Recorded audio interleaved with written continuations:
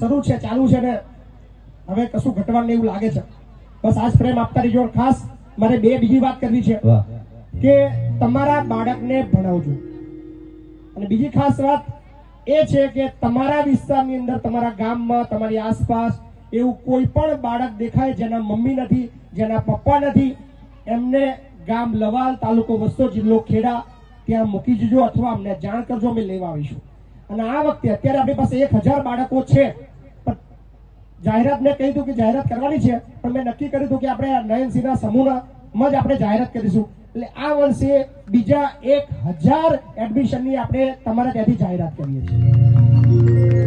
એટલે જેમ નયનસિંહ આગળ વધી રહ્યા છે ભાઈ, 21, 11, 51, 501 સુધી પહોંચવાનું છે. મારું બી સપનું છે કે પછી 10,000 બાળકોના પાલક પિતા બને, એના માટે મહેનત કરી રહ્યો છું.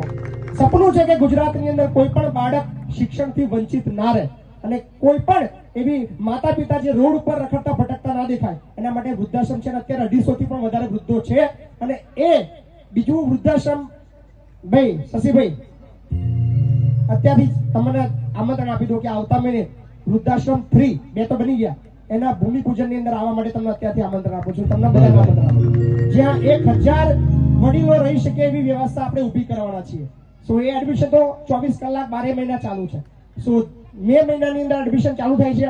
અને ખાસ જે હોશિયાર બાળકો છે, જેને આઈએસ બનવું છે, આઈપીએસ બનવું છે, અને લાગે છે કે ભાઈ મારા જો પૈસા નથી, પણ જેના આ વખતે બોર્ડની અંદર ધોરણ 10 માં 85% અથવા એનાથી ઉપર આવવાના છે, અને જેને આઈએસ આઈપીએસ બનવું છે, તો એના માટેની સ્પેશિયલ બેચ 100 બાળકોને એડમિશન રાખ્યા છે, જ્યાં રહેવાનું, જમવાનું, ભણવાનું, ક્લાસીસ લઈને બધું ફ્રી છે. તો તમારા બાળકને પણ જો આ બાબતની અંદર આવતો હોય તો મોકલજો. ઓલવેઝ સ્વાગત છે. થેન્ક યુ સો મચ કે અમારી વાતને માન આપીને તમે જે સહયોગ કર્યો.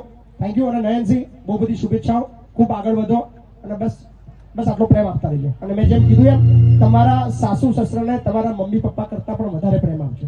બહુ બધી શુભેચ્છાઓ.